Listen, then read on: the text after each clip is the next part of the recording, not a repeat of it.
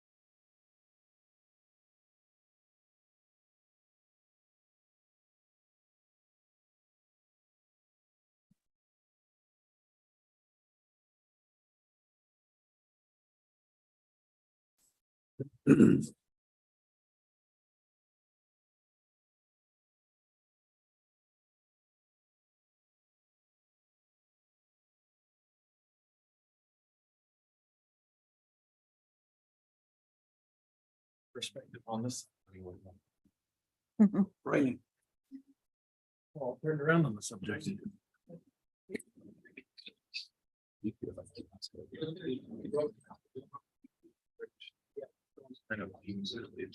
Just on 806. Yeah. I do know people. I know you are. That's what I do.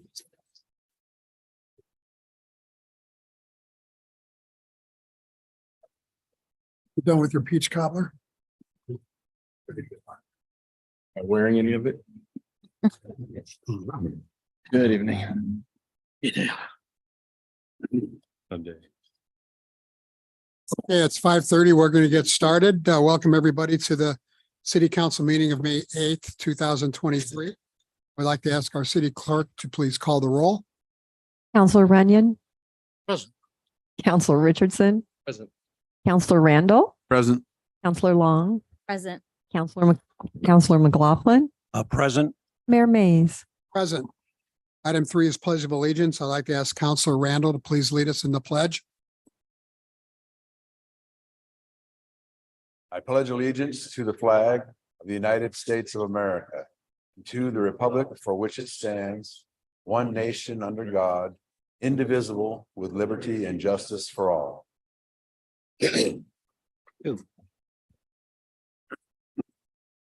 Item 4 is approval of the agenda. Do I have a motion to approve the agenda? Mr. Mayor, I'll move to approve the agenda. Thank you. Is there a second? I'll second. Second. It's been moved by Counselor Long and seconded by Counselor Richardson to approve the agenda. Is there any discussion? All those in favor, please say aye. Aye. Opposed? Thank you very much. Item 5 is audience participation. During this portion of the meeting, anyone may speak on any subject which does not later appear on the agenda. Up to 5 minutes per person will be allowed. Citizens are encouraged to ask questions with the understanding that the city can either answer the question tonight or refer that question to the appropriate staff member who will get back to you within a reasonable amount of time. If a response by the city is requested, the speaker will be referred to the city manager for further action. The issue may appear on a future meeting agenda for city council consideration. Is there anyone in the audience who would like to address the city council for up to 5 minutes on any subject that's not on the agenda? I see 2 hands up and I'll go with the first hand that was up.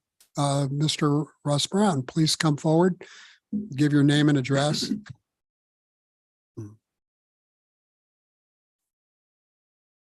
Got the microphone muted. Russ Brown, 903 East 14th Street. Normally I'd be in here grumbling about the streets, but honestly, I think David and his crew are doing about as good a job as anybody could hope to do with crumbs you guys throw them from time to time. I'm here tonight to talk about law enforcement, or the lack thereof. Talked to the chief a few months ago. He said that he would be fully staffed. All the positions would be filled by late summer when some of the trainees were fully sworn officers. Now I understand there's going to be 5 less officers. I understand one's a retirement, but the other 4 are just leaving. Hope that HR will do a exit interview and find out why. It's usually money or management. What I'd like the council to do is I'd like you to have your city manager amass some statistics about property crimes and including car theft over the last 12 months. If there were any arrests involved in those arrests or any arrests involved in those crimes. But I'd like you to take it farther because you guys can get all the free public information you want and I got to pay for it. I want to know what happened to them after they were arrested. Were they turned loose on their own recognizance and never showed up for trial? Were they ever called to trial? What did the district attorney do with them? We got a district attorney that's just about like Multnomah County's district attorney. Something's got to change in this town. The crime's getting bad. And if you will look at these statistics, you'll see how bad they really are. Once you get this information from the city manager and he does work for you, he will amass that information if you ask him to, and you work for me. So once you've got this information and had a chance to look it over, I'd like each of you to contact me. Give me your thoughts. If you think it's a bunch of crap, tell me it's a bunch of crap. I don't care. I just think that news reporting isn't what it was once. And wonder if the council is aware of how bad the crime's gotten in the day. I've been here for over 3/4 of a century, and I can tell you it ain't nearly as nice a place. That's it. That's all I got. Did I make it in 5 minutes, Rich? You have room to spare, Russ. Awesome. Have a wonderful Let evening. me just, Thank you. before you leave, I want to point out that we do get statistics, and we had the district attorney here. It was either last meeting or the one before, and he gave a rundown about his, answering some of the questions you've been raised here. So at the least I think we can do is ask the city manager to get you that report, where it has all the numbers on it, car thefts, what have you. And I think it's having attended the League of Oregon Cities Conference with 3 others here a couple weeks ago. I do know that, and not to make excuses or not to downplay the problem, but this is an issue that's happening everywhere. And yeah, Doesn't make it right. no, it doesn't. And this is the Dalles, and frankly, I'm not really that much interested in what's going on everywhere else. But did you have anything you wanted to add as far as what I said? No, but Okay. that's certainly information. we can Just so you know, provide. I went to the homeless thing at the Discovery Center, and the district attorney put all his statistics up there, except they were severely lacking in what actually was the conclusion of all of these crimes that he's supposedly dealing with. Right. I think that you need to know the whole story. Mhm. There might be a problem. Well, there is. We don't have enough police, frankly, my opinion. Mhm. But there's another problem up there, and somebody needs to deal with it. That's not your problem. But Okay, everybody's. Thanks a lot. thank you. Okay, you had you're the second one, so please come forward and state your name and address.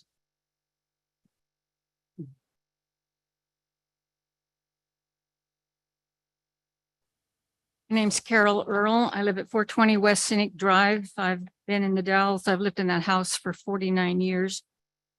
Until recently, I knew nearly everyone that lived within a 1/4 mile radius.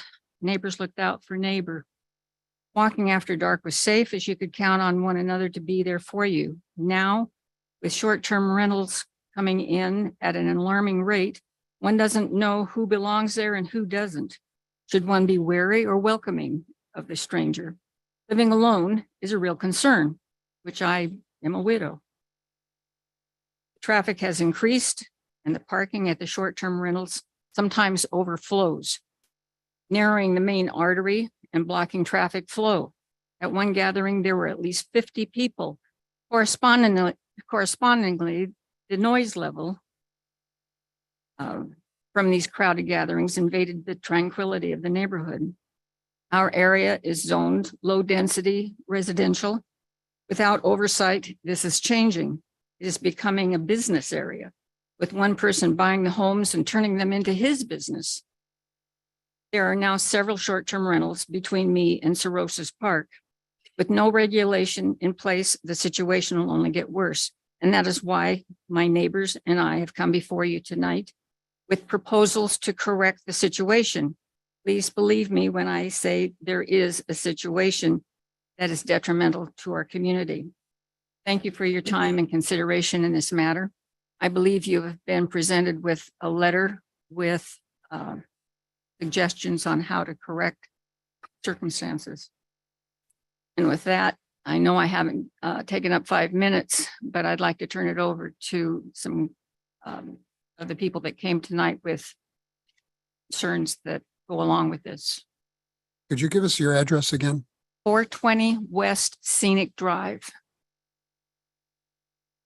Okay. I'm not aware of any letter. I didn't get a letter, so did anybody else? That was my packet. Get Now what? I don't remember. Did you deliver it, a paper letter? Or was it an email? Was it?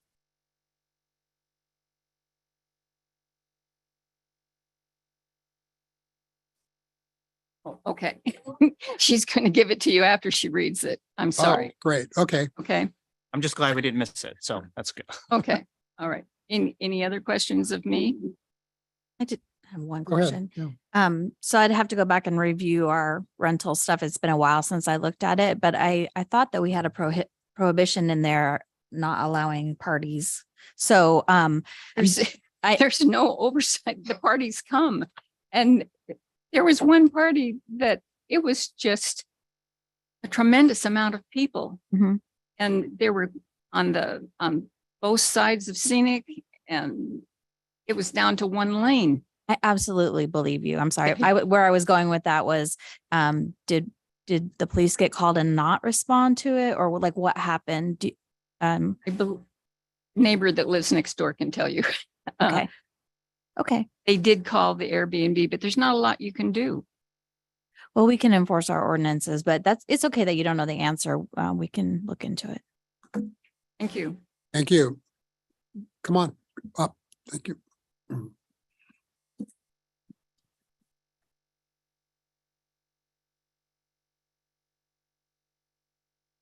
Well, my name is Sally Carpenter. Address is P.O. Box 371 here in the Dalles. I'm one of Mr. Earl's neighbors.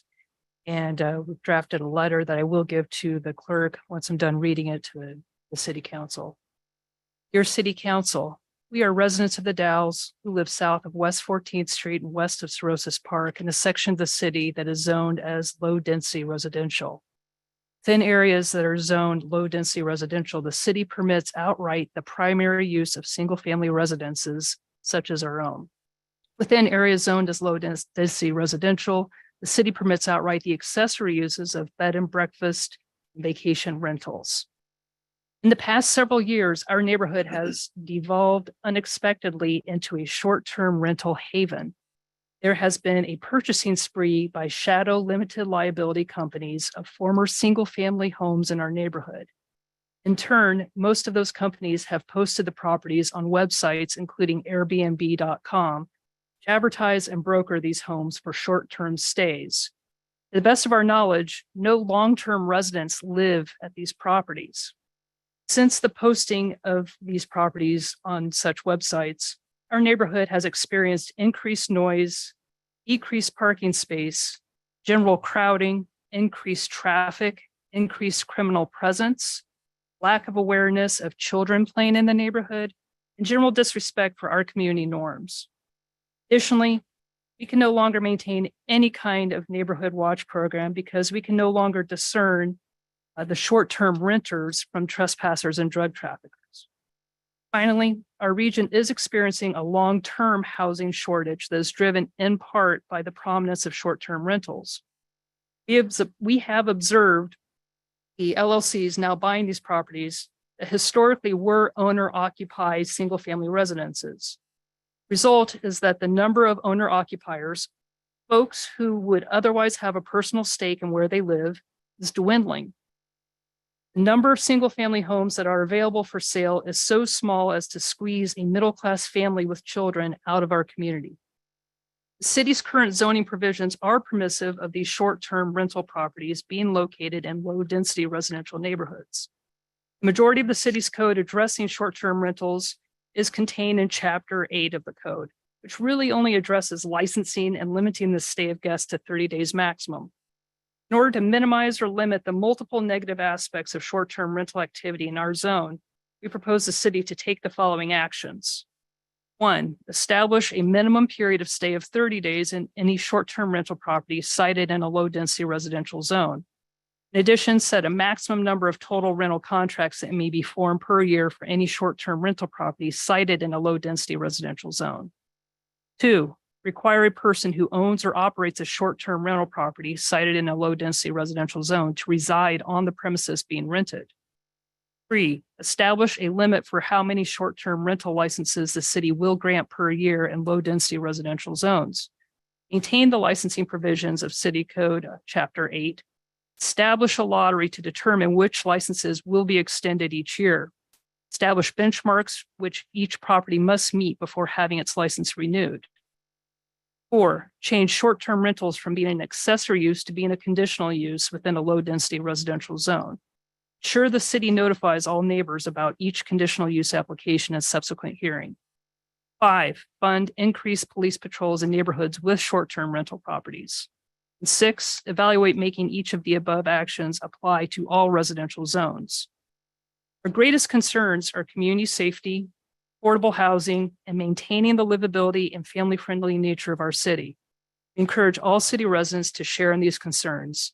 Sincerely, signed Sally Carpenter, Wendy Wilson, Jan Oldenburg, and Carol Earl. And I'll submit this to the clerk. Thank you. She will see we each get a copy of the letter. Thank you very much. Does the council have any questions? And I do. Just to, some very good points in there that weren't brought up when those rules were passed that are currently in front of the council. Were some of those from research of other communities that you got those from, or were they just localized list? Some were of local concern, especially asking for funding of increased police patrols. Some were drawn from other communities just through general research. One such as Pacific Grove, California. Another is Palm Springs, California as well, from which we drew some of these ideas. Okay, thank you. any other questions?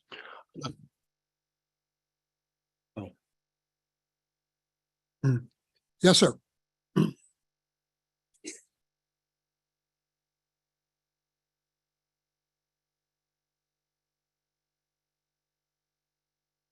So my name is James Patrick Matson. I go by Pat.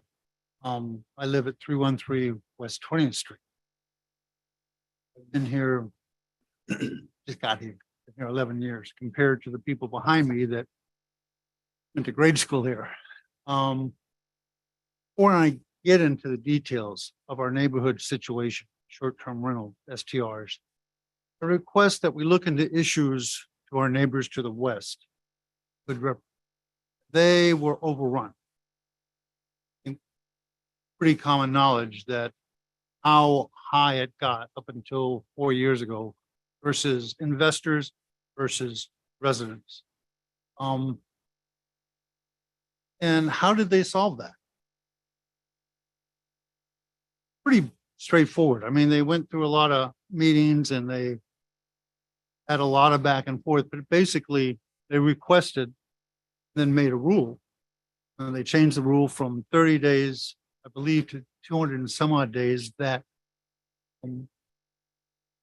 short-term rentals owners had to be residents. Not investors, not people from outside our community, people that are invested in the community. It has made a more vibrant and not a commercial enterprise in that area. My knowledge, you don't have any of those rules here. Time when rental housing is lacking in inventory, we have seen in the last 3 years, explosive growth in our neighborhood is ridiculous. We have a short street.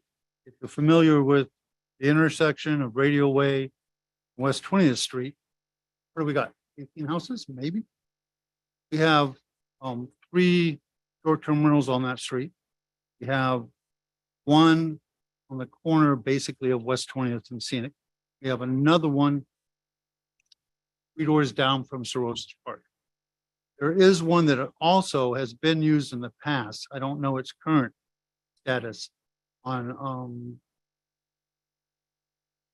2208 Radio Way. So basically what's happening is that we're living in a commercial zone. I go outside at 10:30 at night and ask somebody that's having a party, hold it down. I call the police. It's not a comfortable situation when it happens. Over the years, we've had some theft, but we know each other. We can call. We can say, whose car is that? You know, that car's been here a while. Somebody's kid is having a problem. We're aware of it. That's changed in a short amount of time. If someone had a party, you know, we'd call somebody. That's not happening now. So, do have a question about those that are using the Airbnb sites. They're actually registered with the city. Because I've heard a rumor that they're, if they are, they're delayed. And they run for a couple of years before they pay their fees. I don't know that that's a fact, but so in closing, I'm requesting that this body form a committee to draft rules following the guidelines implemented similar to Hood River. Thank you. I believe we redid all our short-term rental ordinances. I'm not saying that they're suitable or whatever. I thought we just went through that. Was it last year or the year before? I looked a few times. And there is I'm mistaken, there's a 2040. Vision action What are we plan. going to do in action? And it was a question, but it wasn't an action plan about possibly looking at short-term rental. I have that right. I'm paraphrasing a bit. I probably won't be here after you guys close, but I would, if you can show me some documentation on what the information is and also, I guess the other question I have is, when one of these properties are turned into a short-term rental, are neighbors told? Do you know the answer? Yeah. I was never told. So There's 2 across the street from me. There's Introduce 2 doors down. Sure. So I never received anything. So I'm the city attorney, and I have a role to play in Chapter 8 of our municipal code when it comes to this specific issue. And it's my understanding that our code says we notify everybody within 100 feet of a short-term rental that's been licensed. Now, unlicensed short-term rentals is a problem that we have solutions for. And the city has very vigilant and resilient efforts that we've been undertaking for the better part of about 18 months at cracking down on some unlicensed short-term rentals. And it's a problem that we found solutions for and that we're continuously working towards. But if you are a property owner within 100 feet of a licensed short-term rental, the city should have notified you. Well, I don't know. I'm within 100 feet, but I'm pretty darn close. Basically kitty corner, one of the 3. I guess my other suggestion would be that we increase this. Because 100 feet is, sorry, that's not adequate. You're talking about a street that is a dead end, that everybody knows everybody. Till now. I think that we've told each other, but I never got a letter. So, and I haven't talked to my neighbors about getting letters. My address is 313 West 20th. There since August of 2011. You mentioned that when you call the police, it's not, or if you were to call the police, it would not be, your exact word, I believe, was comfortable. Have you in fact called the police, and or did that create a problem with your neighbors, or what did you mean by not comfortable? I know for, I'm trying to phrase it in a way. There's been a couple of, over the years, there's been a couple of incidents, both with drugs and theft. And when I asked questions of the street cop, I was basically told it was none of my business. So I just haven't been warm and fuzzy. I haven't felt like, there was going to be any response. That's where I put that I was uncomfortable. our police chief is here, and I'm sure he'd be willing to talk to you after the meeting, or, out in the hallway or whatever, to address your concerns. I saw where he handed your neighbor a business card too, so I know he's willing to talk. Yeah, I mean, it's rank and file, and it happened twice, and it's just.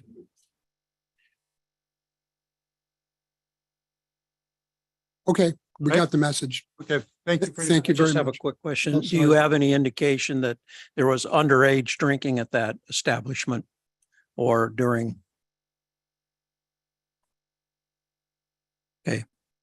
I can relate some stories, those stories of people partying in the driveway at past 10:30 at night, asking me to hold it down.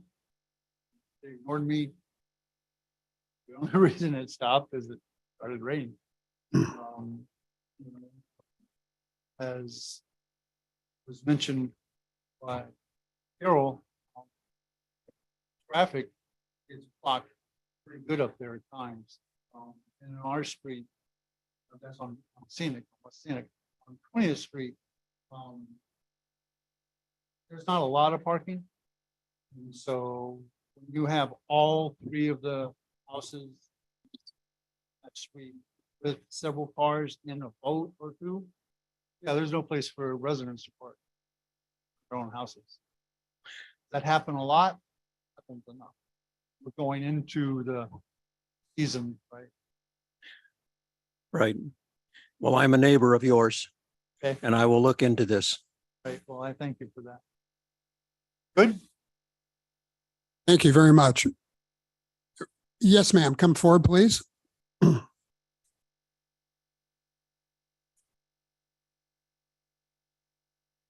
Hi there. I'm Jan Oldenburg, and I live at 2151 Radial Way, right on the corner of 20th and Radial Way. And I live in one of the new Curtis homes. So I've been here since 2019. You've been watching Yeah. the home being built. I wave to you as I drive. That is true. You do. Thanks, Tim. Yeah. So I love the Dalles. I really do. And one of the reasons that I moved here was to be able to have the view and the community spirit and a feeling of safety. I'm a single woman living by myself, an older woman, and safety is very important to me. So as it is to all older seniors. So I'm concerned about the traffic, not knowing also who's in the area because of the continued partying and larger parties that are being held at places that are near to me. Case in point, one of the B&B homes that is on 20th now has a gate that connects with the other B&B home on Scenic Drive so that both homes can use the swimming pool. So that creates another issue of traffic, people traffic, more noise, all of this. I'm also concerned about the value of my home. One of the reasons I moved here was because I wanted to use this home as an investment, which I have. I received a reverse mortgage this past year, and it's based on the value of my home. And with a reverse mortgage, it can be, your home can be reduced in value. That's really important to me, that my home continues to raise in value, not increase. And with short-term rentals, there is a question in regards to the values of the homes. And I think that there have been studies made that if you have so many rentals in an area, there is more apt to have the values of the other homes decreased. So those are my two main reasons. But I'm also concerned because I do love the Dalles. I really feel that it can be a great community. But our culture is being changed with these B&Bs. As Carol pointed out, we don't know who's walking up the street. There is a question in regards to the amount of cars and limited parking. It changes our culture. We have beautiful homes on Scenic Drive that are larger, ones that can attract families. But if we're selling them to B&Bs, we're not bringing in the families with young children, which affects our school system, tax dollars, basic business in the Dalles. It affects a lot of different things. So it's not just tax revenue that the city gets from B&Bs, it's other things that is limited through the amount of B&Bs. So thank you.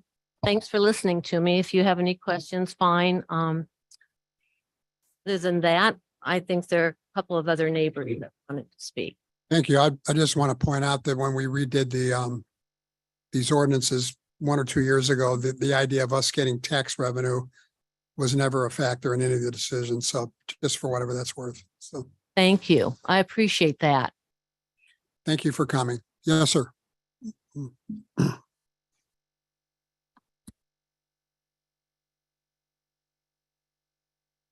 Well, my name's Paul Peters. I live at 310 West Scenic Drive.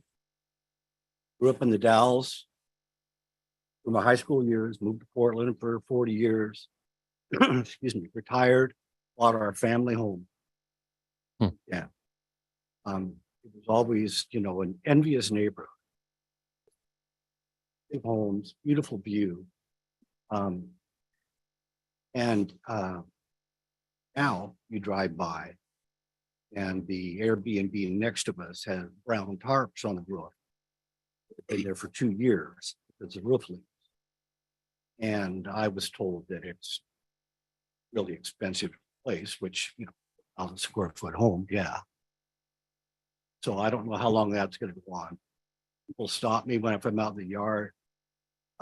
What's going on with your house next door? It's rather embarrassing, quite actually. And the concern that I think that Jan brought up about that particular house, they bought the house behind it. So now they are sharing 2 Airbnbs. So you max out one of them 10, you put 4 in the other, there's 14. And the math is really loosey-goosey. How many people are really in those homes at a certain time? I've tried to kind of calculate it on the amount of cars in the drive.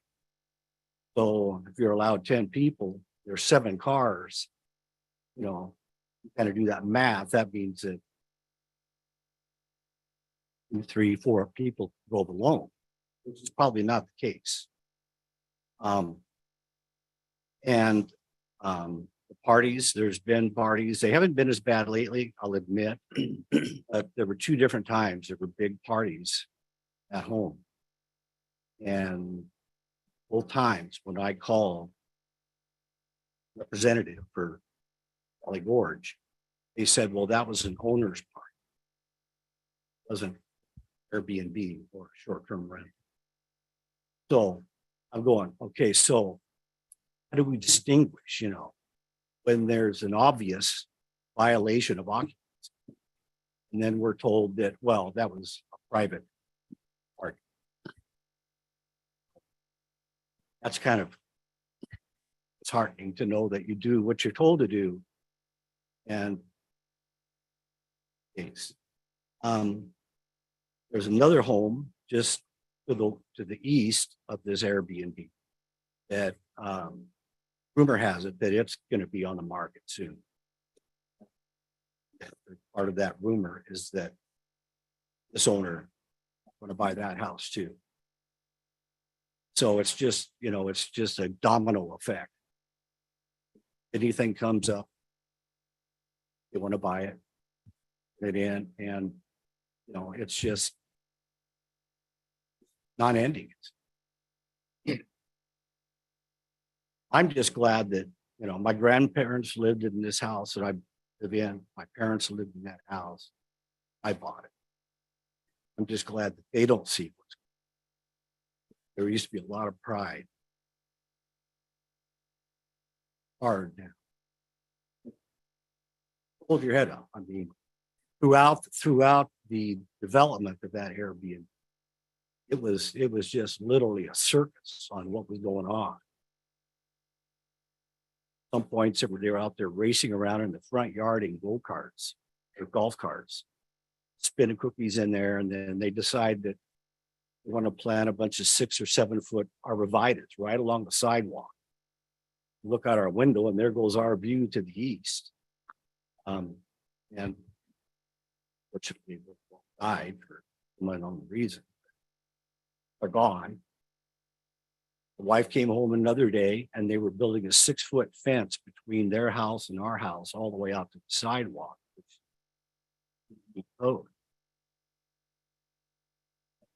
That was never brought up. They don't have any consideration for the neighborhood. They never come up and say, I'm thinking about doing it. I'm gonna do it. Never. I bought the house. I had to do a major remodel. I built a large garage for my boat. I went to my neighbors. I said, hey, I'm going to do this. I said, this is where I want to put it. Come out, look, see if you're happy with it. Designed it to blend with the house. It's not a lap-sided, brick-fronted, it matches the brick. The other neighbors, I even tearing out arborvitaes. I went and I made sure all that was okay. It's clear. You just don't get that. Okay. Oh, that was kind of bouncing around there, but it's just, yeah. And the neighbors, we never know who our neighbors are, weekend to weekend. And there's a bunch of them in that house, and their vetting process, I don't know how well that thorough that is, how well it works. A little unnerving, not knowing what on next. Okay. What's the address of your neighbor? 300. 300. That's 20. Okay, thank you. Right, thank you.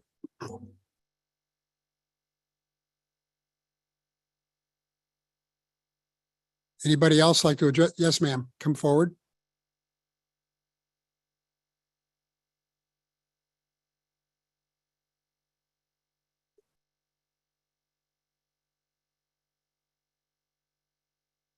My name's Wendy Wilson. I have a post office box at 371 in the Dells. I live at 310 West 20th, which is directly across the street from 303. That's the house that's connected to the pool house on Scenic Drive. There's a pedestrian pathway between those two rental properties for overflow purposes. Those that are unavailable as far as parking, their motor homes, golf carts, boats, or whatnot end up on West 20th Street. They're not on Scenic Drive. This was planned in advance. Spoke with the manager who represented the owner, an LLC, who intentionally bought 303 West 20th to connect to the. This is not a mistake. we're actually under the impression that he owns multiple dwellings all over the city. Because there's been some loopholes, he has been able to take advantage. Man, I believe, is an attorney working out of Portland, Oregon. And some of you may know him. And that's fine.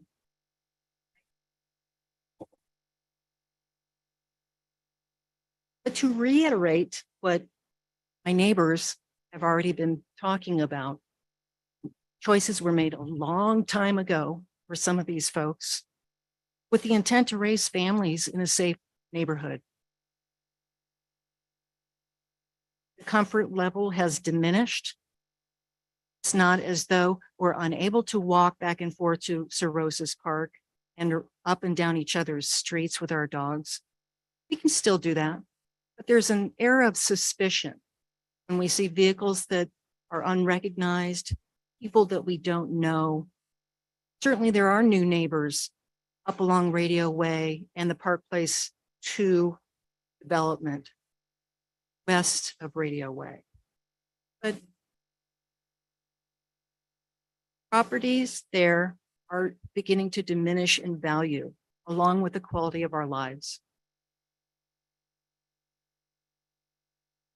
This erosion of our culture has come with an impact of B&Bs.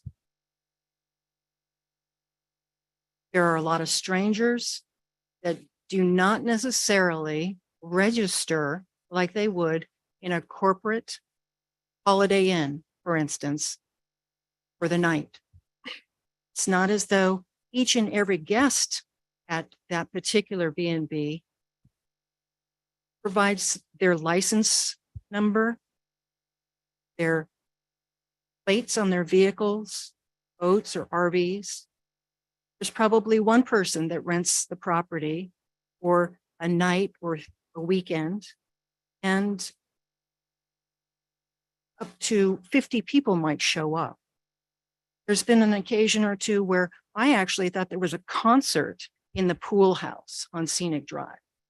The noise level was so loud, we had to turn the movie off on our big screen TV in the living room and move to another room because we couldn't hear it. This is through double paned storm glass.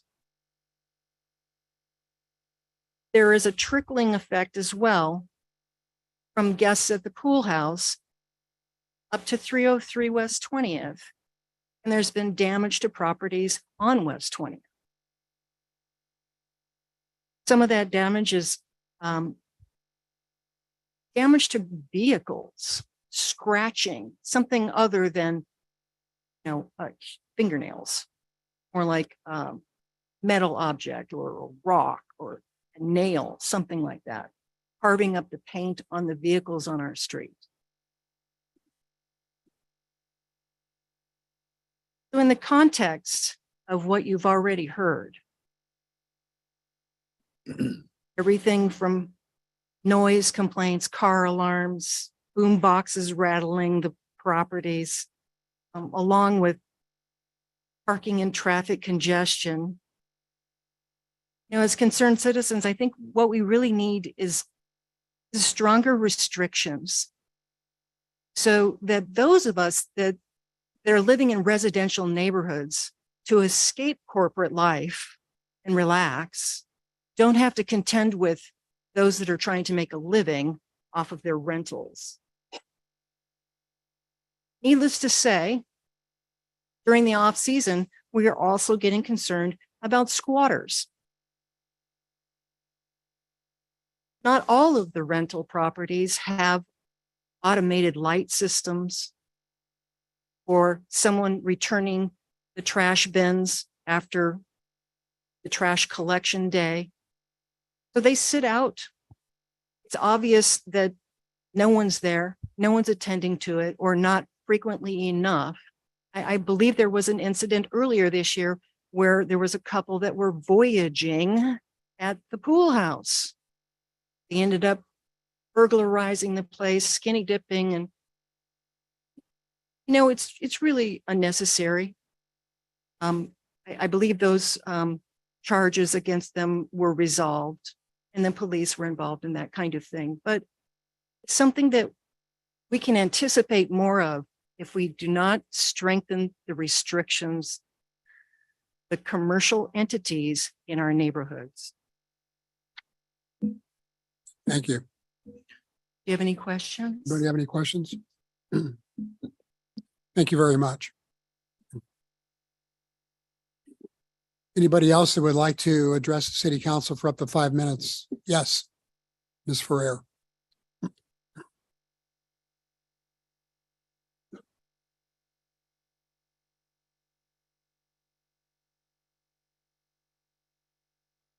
Good evening. I hadn't really intended to speak about this topic, but I've been really inspired by my neighbors here. We're not too far away anyway. I live on, oh, sorry, my name is Debbie Ferrer and I live at 900 West 18th Street. And as the owner, operator, resident of an Airbnb here in town, I just want to say how much I support the concepts that they have suggested. I live in my house and we have like a mother-in-law apartment downstairs and we rent that out, maybe 10 days a month during the high season, just for a little extra for our vacation travel income. And also because we have really enjoyed meeting people from around the world. I have to say that I've been doing it at least 5 years and we've never had any guests that weren't a pleasure to host. And that I think the difference is that I live there. And so we're careful about who we invite into our home, and people who choose to come to a home where the owner lives are probably not coming to have a big party. And so I think that's a really wonderful potential solution to, make the requirement such that we don't have owners living, in another state or in another town and not having any oversight over the short-term rental.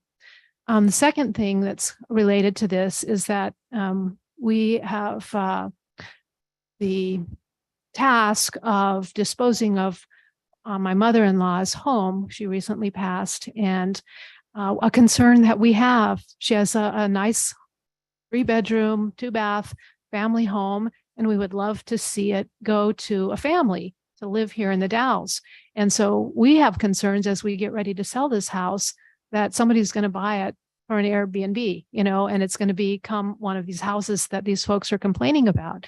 And we don't have a lot of control over who buys that house to some extent. Sometimes we've heard people say that they thought they were selling it to someone who wanted to raise a family there. And it turns out that as soon as the previous owners moved out, it became a rental or a short-term rental. And so if the requirements were a little tougher if our codes were a little bit tougher in that regard, then it would be easier, I guess, for the people who are selling a home to have a little assurity that it's not going to become a short-term rental and, degrade the neighborhood. That's a concern that we have, and we've talked about it, but we're not really sure what to do about it. So anyway, just some additional thoughts. Thank you. Any questions or? Thank you. Anybody else like to address the city council for up to 5 minutes? That is not on the agenda. Yes, please. Last call. Mr. Mayor? Anybody on the phone or Zoom? Yes. Please on the raise your phone? hand. On the phone, Yes, go ahead, please. Please give us your name and address. Darcy in the Dalles. Follow-ups before I speak on a new subject. Have you talked about finding a place to better spend the funds? You turn up. The city's office. Why would we want a new investigator position that is shared with Hood River? Sharing with different communities doesn't work well. One community gets but pays the same fee. It's bad enough we already have offices like this. Roscoe County Buildings Code, for example, where the official who's head of that office can only be found at his Hood River office. April 24th meeting, Lisa Chambers spoke of a diversity, equity, and inclusion program she is looking into getting. Our Mays in our conversation on December 5th said according to lobbyists, if special is not in documents, not get the funds to pod communities, etc. Use of language in these programs, services, and for government documents, DEI programs and policies is setting for another. The CIA's sabotage meetings guide. General idea is to create chaos at the center of everything. Power potential allies.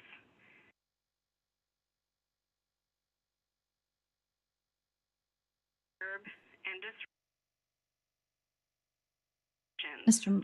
Mayor, I can't really understand what she's saying, and Can't either. it sounds like she's reading from something, so maybe we could get a copy of that. Ma'am, we're having a problem hearing you, and I would suggest that you, it sounds like you're reading a document, and I would urge you to send the document to our city clerk, and she will make sure that it's distributed to the rest of the city council. Okay. Is Thank anybody you. going to respond to it? Well, it's hard to respond when we couldn't understand most of what you were saying. So why don't you send the document to our city clerk, and then perhaps we can respond at the next meeting. Okay. Thank you. Is there anyone else who would like to address the city council for up to 5 minutes for something that's not on the agenda? Okay, thank you. We're going to move on to, oh, I'm sorry.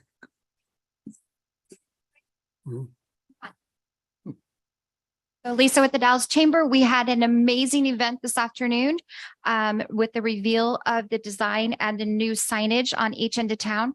I'm going to leave this here so that everybody can have fun and sign it afterwards and leave it with the city to commemorate this event. And I just want to thank the beautification committee and the city of the Dalles for putting this thought through and making it a very welcoming on each end of our community. So I just want to say thank you. Thank you. Appreciate your participation. Our city attorney has asked me to please address the citizens here who came here tonight, and I'll turn it over to Mr. Kara. It's Jonathan Kara, K-A-R-A, our city attorney. Thank you. Thanks, Mayor Mays. Just wanted to touch back on a comment I made earlier about Chapter 8 of our code. And I did want to say that the idea of having complaints about somebody's operational conduct of a short-term rental was contemplated at the time the code was adopted, and there's a process that is outlined in the code. And if any one of you that spoke here tonight is hoping for city enforcement of some of the provisions of that chapter as the code is currently written, I would encourage you to follow those provisions in the code, which indicate that all complaints about the operational conduct of a short-term rental should be in writing. I know that Ms. Carpenter mentioned she had some things in writing that she would be forwarding to the clerk. The code actually expects that any citizen complaints be forwarded to the city's codes enforcement officer. Her name is Miss Nikki Lesich. And upon the codes enforcement division's receipt of a written complaint about any operational conduct of any short-term rental here in the city, that complaint will be investigated. If that investigation determines that the complaint is founded, meaning that there's some merit to the written complaint, then the codes enforcement officer is instructed by the code to refer the matter to my office. And then I have the authorization by this council through that ordinance to file a complaint in our municipal court to enforce our code. And so I think that there was enough of public comment here tonight. Surely, in addition to Ms. Carpenter's letter, there's an opportunity for at least one or two of you to put your complaints in writing so that the city would have an accurate record of some of the issues that you all have been facing, and so that the city can take timely action to follow up on that to determine whether there's anything that the city can do to enforce its code to a higher degree. And so if anybody requires the Codes Enforcement Division's contact information, I'm sure the city clerk would be happy to provide that to you all. But otherwise, her name is Nikki Lesich, and I think email would be just fine. And her email is her first initial for her first name, N, and her last name, LESICH, at ci.the-dals.or.us. Thank you very much. Thank you. Anybody on the council have any questions or comments? Yes. Counselor Long. So I was here when we put the short-term rental in code in the original time. And back then we really didn't know. We were the process had a lot of, for me, it felt like we weren't sure how to vote on certain aspects of it because we didn't know what the ramifications were going to be. At that time, Hood River was having some influx. The coastal communities were definitely dealing with it, but the Dalles wasn't really having a problem yet with short-term rentals. And it was my full understanding at that time that when we saw what happened with our initial attempt, that we were going to go back and fix it for all of the problems, if any problems came up. And I think I personally expected some things to come up. We just didn't know what they were going to be, and there was no way to anticipate. So I understand that you're saying there's a process in the code. However, as a counselor, and I have no reason to doubt these people, and these are the issues that we talked about as council. And certainly my intention was to protect all of the things that they're bringing forward. And so I think it's time for council just to review the code with what's going on. And some of the other communities have changed their codes. At League of Oregon Cities, that was something that some of the smaller coastal communities had talked about, tightening up some of their regulations to avoid these problems. So I just think it's timely to go ahead and look at it and not necessarily make them fill out forms. Yeah, these are paperwork. all, I concur, and I concur, and I think that I'd like to know exactly when it was we went through this process. 2 years ago seems to be about the range of it, but these are all public meetings, so everyone's welcome to attend, and they'll be as well publicized as we can make them. The city manager, do you have any problem at least having the staff look into this? And No, Mr. Mayor, and certainly the short-term rentals and some of these dynamics that have come up this evening have been discussed by some staff already. As Councilor Long noted a moment ago, as we've seen this roll out and encountered some complaints submitted, some feedback from community members like we've had tonight. I think it's very appropriate to look at that ordinance and see if changes can be made. I think Councilor Long having staff look into that is very appropriate. I would also ask, though, that if there are complaints or there are instances going forward that you can submit that information to us on, that's helpful in guiding us and providing us some information as to what the particular issues you're having, so we can make sure that they're incorporated or addressed in a review of the ordinance. And so I would say to do both of these. thank you for that. Mr. Mayor, may I? Councilor Richardson. Thank you, Manager Klebs. I was actually going to say something very similar.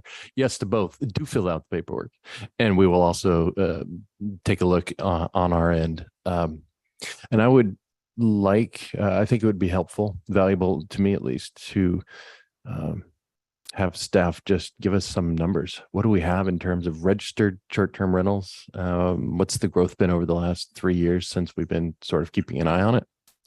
I recall at the time there was conversation to the effect that, this may be a problem someday, but it's not today, but perhaps that has happened faster than anticipated. So that's something that would be helpful as we might reflect on the policy citywide. We need to get a sense of what are the numbers, how many, and are they concentrated? Is it a couple of neighborhoods? Are they randomly scattered? Just some sense of what are we actually dealing with on a larger scale. And I would simply add that I believe we do have a lot of that information through the licensing process that we have And the finance director, and since our planning director isn't here this evening, we do have different tools that our staff use, software tools to help monitor the number of STRs that we have.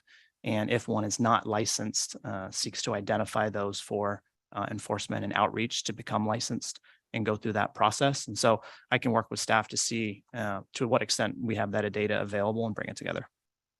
Thank you. I'm sorry. I just said thank you. Oh, Counselor McLaughlin. This is my envelope for tonight's agenda, and I have it filled with questions. And some of them I will ask the appropriate persons who provides oversight on short-term rentals. Is there a required residency? But I want to say one thing, that local government is built to be responsible to its citizens, and you bringing this forward tonight, we as an elected official represent your interests, and we will take this matter into consideration. And I promise you that I will personally follow up and get back to you and make sure that we have safe, healthy, responsible neighborhoods for us to survive and grow in our city. I'm sorry I was unaware of the issues. I live above you, and I did not see or hear these things, but I guarantee you when I go home tonight, I will be looking at all of these things that you've reported. So that's what I'd like to say. Thank you, Counselor. Anybody else? Counselor Randall? To add to what Councilman McLaughlin has said, we are your neighbors. As he has indicated, at least 4 of us live in that same area. Some of us on the east side of the park, some on the west side. So 2 of us have got a new short-term rental located right next door to our house as well. So we're not immune from the impacts you described. So when we take these things under consideration, we'll have a personal level of involvement too. So just wanted to add that. Thank you. And thank you for coming forward to bring your concerns to us. Otherwise, we cannot take action. Otherwise, we cannot correct the problems. Thank you all for coming tonight. Okay.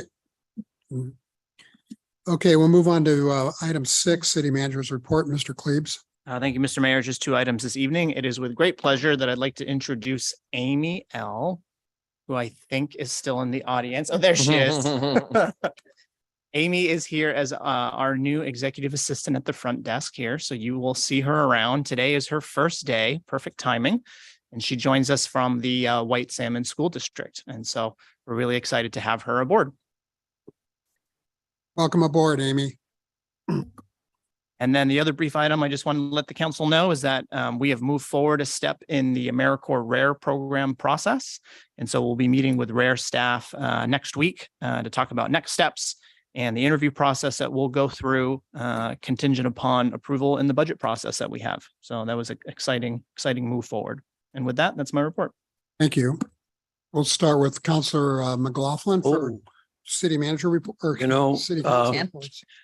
I attended the LOC conference and for 2 or 3 days. It was just a wonderful resource, and I met some great new people and made some new friends, and it was a great time. Last week I attended the budget committee meetings, and our budget was approved, and it really went what I thought was a smooth, everyone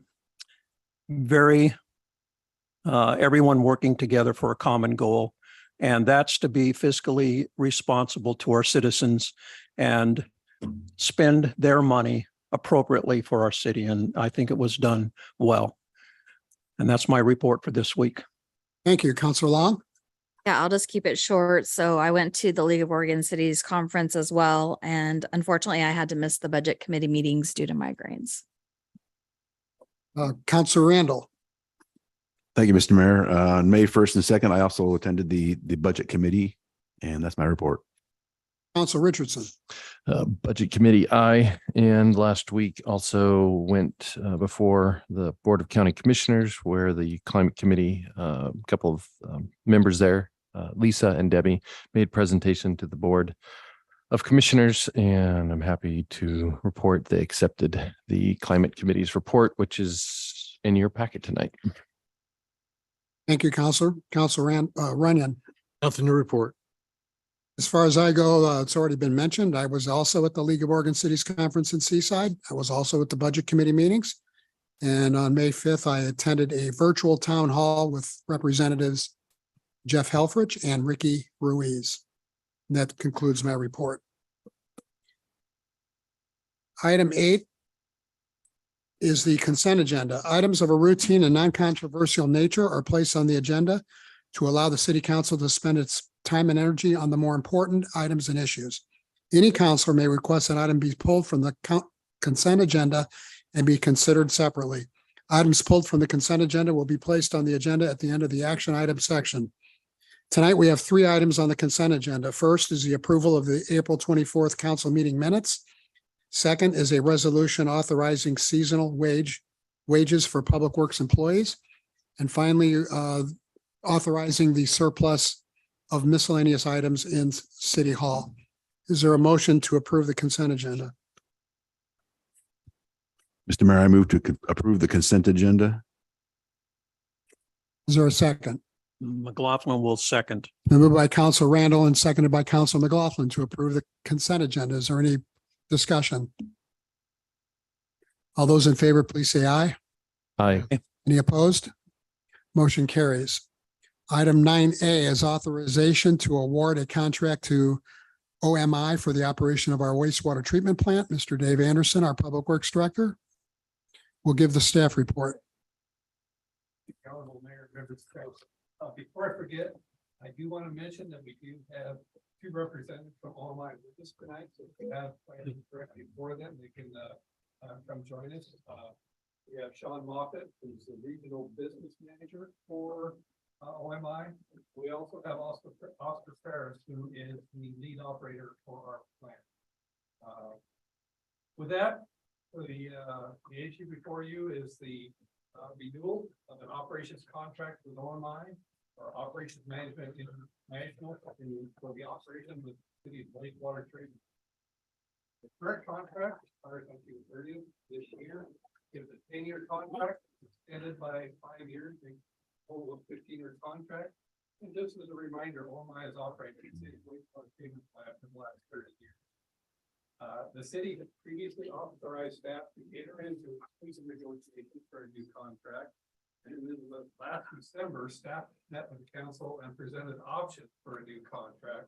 And at that meeting, the council directed staff to continue negotiations to try to prepare a 15-year contract that utilized the same model that we've utilized for the last 30 years, which would have 2 components. We have one based on direct costs, and the other having a separate management fee, each to be negotiated separately on an annual basis. Good thing I talked loud, huh? Wow, that is really turned up. So I already mentioned that like the previous contracts, the new contract will have the 2 elements to it. And they are adjusted annually. The city council has the opportunity then to authorize each annual amendment to the contract through the 15-year contract period. The management fee portion, or actually both portions, have a CPI factor involved with the annual adjustments. The first year total cost of the proposed new contract is $1,359,289, which is 9.9% higher than the current year. The total cost is going up 10.9%, and the management fee is going up 4%. The CPI for all urban customers for the period from January 22 to January 2023 was 6.4%. And we recognize that the increase in direct costs is greater than that most recent year's CPI. But that's needed in part because in the current year, the contract significantly fell behind inflation. The direct cost increase for our current year was increased by 4.2%. when the CPI was actually 7.5. So we got some catch up to do there. And that situation is not unique to the OMI operation of the city's wastewater treatment plant. I think I've mentioned to the council a couple of times that different forums that at our water treatment plant, we experienced a 70% increase in the current year for our water treatment chemical costs. OMI incurred several or similar costs increase for their chemicals. So there's some catch up to do. And then there's also an anticipation that we are not done with inflation. The costs are going to continue to increase through the upcoming contract year of July 1, 2023 through June 30th, 2024. So all of that factored together contributed to the agreed upon increase in the direct cost for the new contract. With this contract renewal, OMI's offered and will be providing some value-added services. I'd mentioned this to you in our prior discussion as a possibility that they may be provided as an incentive for certain things, and we were able to get those negotiated as a in exchange for the 15-year contract that we were negotiating. The first is a biosolid study, and as I mentioned before, right now we haul biosolids, a byproduct of the treatment processes at the wastewater treatment plant, to agricultural fields. And that is a product that is only 3 to 4% solid. So we're hauling 90%, 97% water up and down the freeway. We want to look at what the options are for dewatering, for increasing the solids content, for reducing our hauling costs, which, as you can imagine, with fuel and maintenance and the cost of replacement trucks and labor and all of that, is a very significant expenditure. The value of this study is $90,887, and OMI will be providing that to the city for free.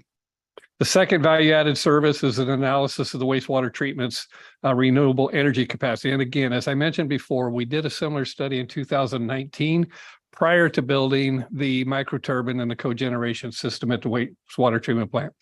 We've had some challenges getting it to perform and produce as much power as we had anticipated we might be able to do. And we've also run into some secondary treatment impacts. This study will allow us now to update that information based upon our own experiences and the specifics of our wastewater treatment plant, rather than projected industry standards and some experiences from other plants. The value of this study would be $36,735. And again, OMI would be providing that to the city for free. OMI will be offering to help to assist the city with the efforts to renew our wastewater treatment plant discharge permit, which expires this year. In fact, we have to submit that application by June 1st. So the clock is ticking on that. And they have also offered to utilize an engineering modeling they call Pro2D to more thoroughly evaluate the plant's treatment capabilities, and that should help us in part inform our future capital improvement plans. Several other elements and aspects of the contract are very similar to the contract it'll be replacing, and all those bullets below, as far as OMI will be responsible to pay fines or civil penalties as a result of violating the plant's permit, and they're required to staff the plant 24 hours, or 7 days per week. All those bulleted items really are carryovers from the existing contract. So not much new there. The one exception, I think, is the last bullet where we talk about OMI and the city will share in certain unanticipated cost increase that occur during the contract year that is greater than 10%. Previously, that was just limited to costs in electricity. With the new contract, it'll include increases in costs of electricity and treatment chemical costs, again, kind of reflecting what we just went through. We have strengthened the language in the new contract about OMI's responsibilities to perform proper maintenance on the city-owned vehicles that they operate. And then I think the final item that I wanted to specifically point out was, since those two studies I mentioned, the biosolids study and the renewable energy study, are being provided to the city at no cost in exchange for a 15-year contract, the proposed contract includes a refund or a reimbursement to OMI for the cost of those studies on a declining scale if we terminate the contract early. Did that make sense, what I was just describing? Those studies were provided with the understanding of a 15-year contract. If we want to opt out at 10 years, we owe them a decreasing value of those that's left after, 10 of the 15 years have expired. Staff are recommending that the city enter into the proposed contract with OMI for 15 years, renewable annually like we've done. And the new term, or the term of the new contract would begin July 1st, 2023.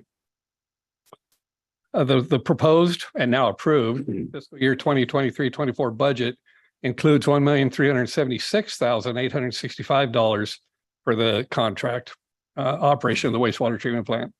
The first year cost of the proposed contract is $1,359,289, which is less than the budgeted amount, and therefore there are funds available for the award of this contract. With that, it's staff's recommendation that the city council authorize the city manager to enter into a new 15-year contract with Operations Management International, or OMI, for operation of the city's wastewater treatment plant with a first-year cost of $1,359,289. I just want to quickly follow up on something you just said before we get questions from the others. The term is 15 years plus 10 years of additional successive. No, this contract will be for a total of 15 years. Did I have something in there that confused that issue? Well, section 4.1 says 15 years automatically removed for successive terms of 10 years unless we. That's an option that's available to the city at the end of the 15. Okay, questions for or comments for Mr. Anderson? Mr. Mayor, Yes. I just want to touch on something that Dave just said. Dave, it's my understanding that the city's budget has not been adopted or approved. It's It been has been referred- adopted. The adoption is from the budget committee. It gets approved by the city council. Does the council not have any discretion to amend that budget? Yes, they do. They do. And That's so, why I said and I think I used the right word, the approved budget, but not the adopted budget. It's been approved by the city budget committee. Correct. so I guess my question was to Dave, but it might have been better directed towards the finance director. But I guess my question was, does the council have the discretion to amend that budget? Yes. Okay, thank you. If I recall correctly, and Ed, you could check me on this, I think the city council can increase the budget that's approved by the budget committee by as much as 10% or decrease it by any amount they choose. Okay. Thank you for the clarification. I didn't know the answer. I wasn't presuming to. I was asking. Thank you. Other questions or comments from Mr. Anderson? Mr. Councilor McLaughlin? This company continues to impress me in its ability to keep our operating costs low. And they do that by providing technology and innovation. And I have noted that throughout the years, even though the name of their company has changed. And I had to look up and find out who they were. So I highly support the passage of this motion. Thank you. Other comments or questions? Councilor Richardson? Thank you, Mr. Mayor. Director Anderson, how would you describe your level of satisfaction with plant's operation over the last few years? I would say express it as a high level of satisfaction. I can tell you that I would not have come to the council in 21, or we would not have raised the question to the council. I didn't do it personally. The city manager did. Suggesting a sole source negotiation process if we were not satisfied with the level of service we had been receiving. Thank you. And one other comment or question rather on the biosolids study.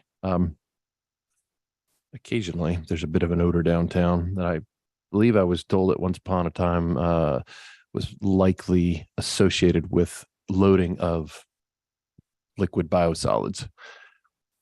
Do you know if the study will? There could be a address number any of odor? things going on down there when we get the occasional odor. Some of it has previously been associated with the loading of the trucks. Yeah. If we had, if we just kind of carry that forward, if we were hauling fewer loads because we were hauling a thicker sludge, that would be fewer loading opportunities. So I guess there's that. There are other activities down there or events that sometimes result in odors as well. And that is either a failure of the vents on top of the digester or sticking open of the vents on the digesters. Have sometimes created some odors too. Thank you. That's it. Thank you. Any others? Okay. I guess I'm looking for a motion for this $1.3 million contract. And again, if there are any questions for OMI who's here today. Yes. Thank you for coming, by the way. You're in the back row, right? There they are. Yeah.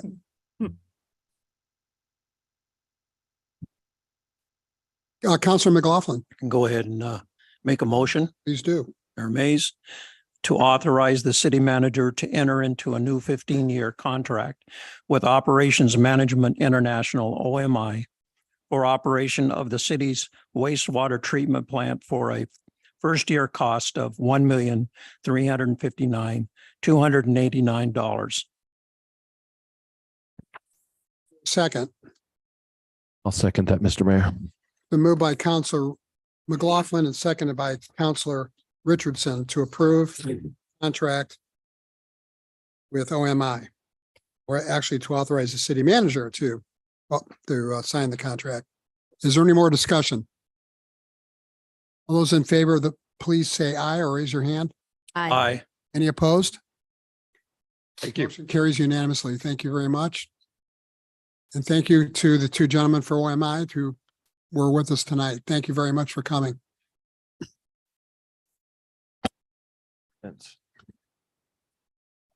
Okay. Item 10A is a consideration of an ordinance creating a smoke-free environment at Lewis and Clark Festival Park. Mr. Klebs. Thank you, Mr. Mayor. You have my staff report included in your packet. And in summary, after a presentation by North Central Public Health District, hence a PhD, and Nita Cecil, who is on the call and has turned on her camera for us. Hi, Nita. We moved forward and received direction from the council to look into different tools or ways to prohibit smoking at the Lewis and Clark Park. And so the city attorney and I worked on this attached ordinance included in your packet to achieve such an end, and I've brought it back for consideration by the council. You'll note a couple highlights there. There is the ordinance imposes a fine for violations, but also has language around educating the public of the new ordinance as the first step there versus going immediately to any kind of fine. And only exceptions to the ban or the ordinance are closed and enclosed vehicles and a designated smoking area when the park is closed for a special event. And so we do have a number of Lewis and Clark Festival Park. We do have a number of festivals down there and wanted to have that as part of the consideration. So included is the general ordinance number 23-1396. We're looking for you to adopt this ordinance this evening, and with the mayor's permission, I'll turn it over to Nita if she has any final comments. Oh, well, I just, first of all, I'm sorry I can't be there in person. I'm at a conference right now. And I just want to thank you for bringing this to the council. And I'm happy to answer any questions you might have. And we'll, if it does pass, we'll work with the city to pay for the signage. And if you want help with designing the signage, anything like that. Thank you. Perhaps you can formally introduce yourself and your affiliation. Well, there you go. My name is Nita Cecil, and I'm the Tobacco Prevention and Education Program Coordinator with North Central Public Health District, which is the health department for Wasco and Sherman counties. Thank you. And thank you for coming. Sure. Is there any questions or comments for the staff or for Nita? No, I just see that the exceptions outline motor vehicles and designated smoking areas during festivals, and I note that, and that provides some exceptions that are acceptable. So thank you for that. I support this. Anybody else? Yeah. See, under definitions, we're talking about battery or electronically powered things made or adapted for a particular purpose. So we're talking about vaping. I saw that in the report part. but I don't see that in the, I'm missing it somewhere. Jonathan will point it out for me. Vaping in the actual ordinance, just in the definitions. Is it missing, or am I not reading it correctly? So right below, if you're looking at 5.02.02 A3, right below device, we define inhalant delivery system, which is a very fancy way of saying vaping. And so the inhalant delivery system is a term that's been defined by Oregon law and is the legal term of art that is used to describe what we all know to be called vaping. And so if you take a gander at 5.02.03 A, which is on the next page, it indicates the prohibition that we're talking about is no person shall smoke or use an inhalant delivery system at the park, which covers vaping. That I saw. I just didn't see it in the bulk of the ordinance at the top here. That was all. Right. Thank you. You're very welcome. Any other questions or comments? None. Counselor Long. Just that this has been a long time coming, and I personally am very excited to see it on our agenda. And so I would like to move to adopt general ordinance number 23-1396, an ordinance amending the Dallas Municipal Code Title 5 offenses by creating chapter 5.02 smoke-free Lewis and Clark Festival Park as presented. Mayor Mays, I'd go ahead and second that, please. It's been moved by Counselor Long and seconded by Counselor McLaughlin to adopt the ordinance regarding a smoke-free Lewis and Clark Festival Park. Is there any more discussion? All those in favor, please say aye. Aye. Is there any opposed? Motion carries unanimously. Thank you very much. Thank you very much, everyone. Thank you for coming. Item 10B is the Climate Resiliency Report. Mr. Cleaves. Again, thank you, Mr. Mayor. You have a very short staff report. At the April 24th City Council meeting, the Wasco County Joint Ad Hoc Climate Resiliency Committee presented their report to the council. There was a request for some additional time to review the report and in its entirety. And so staff has brought this back for the council's consideration this evening, looking to accept the climate resiliency report and direct staff to evaluate the recommendations provided in that report for potential implementation. And I don't have much more to add on that. There are a couple people in the audience, and Councilor Richardson and Councilor Randall involved in the committee. But unless there were any other for me, I would turn it back to you. Thank you. Counselor Richardson, could you like to introduce the people on the committee that are here tonight, either through Zoom or in person? Thank you, Mayor Mays. I see Eric Hansen. I see Kurt Conger. I see Carl Bruce Schwartz. And in the audience, we have Debbie Ferrer. I hope that I am not missing anybody. If so, I apologize. I don't know who iPhone is. Regardless, I would say, Mr. Mayor, I'd like to just point out that this was a work of your neighbors, more than 10 people over the course of a year. That was a somewhat challenging task to take on. What do we do about climate change? Can we do anything locally about climate change? That's a big question with not a lot of obvious answers. But after some, very diligent conversations and reading and research and thinking, we hope and believe that we have a set of feasible, prudent, actionable recommendations for local government to consider. We're confident that given this report, that our staff will use it truly as the start of a conversation and come back and tell us how, or at least give us some informed and insightful thoughts on how we could prioritize and act on some of them at least. Thank you, Counselor.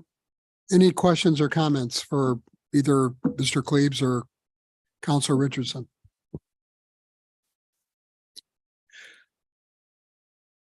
I'm interested in gaining more information dealing with the potential of climate change. So I'm in favor of moving this forward and accept the report as presented. Thank you. I'll second that. Well, I didn't make, is there Oh, I a thought you were motion? trying to make a motion. I could do that, though. I Did could, sound like a motion. I could go ahead and it did, didn't it? It did. Do you have any more? And Anybody else have any comments or questions? Have discussion after it's moved and seconded. okay, Go ahead, okay, I'll go ahead and read it. McLaughlin. Move to accept the climate resiliency report and direct staff to evaluate recommendations for potential implementation. I'll second that.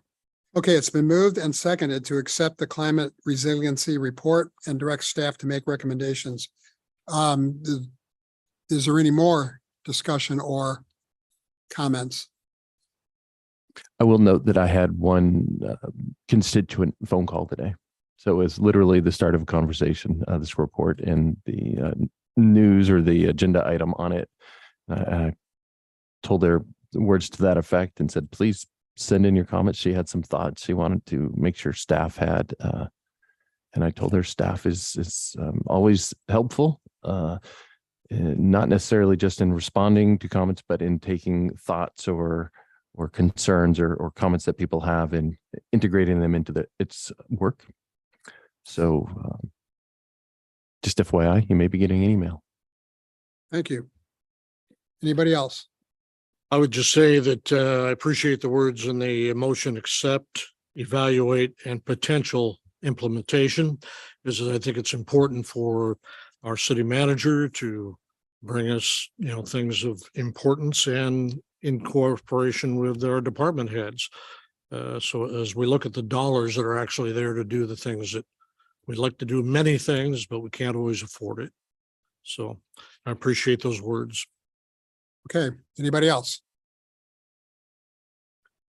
Okay, it's motion has been made, a seconded. I think we've done with the discussion. All those in favor of the motion, please say aye. Aye. Any opposed? And carries unanimously. Thank you very much. And thank you, Council Richardson and Council Randall, for your work on this.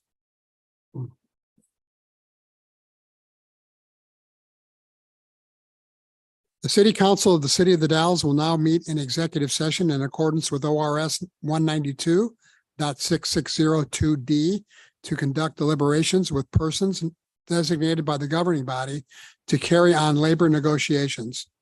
Representatives of the news media will not be allowed to attend the executive session concerning labor negotiations. No decision may be made in executive session. At the end of the executive session, we will return to open session and welcome the audience back into the meeting. Do we have a time estimated for when that might be? It would be helpful to announce that so interested parties could have a chance to come back if they'd like to. 10 to 15 minutes. We're talking about 15 minutes if anybody would like to stick around. Is there likely to be any action taken afterwards? Yes. Okay.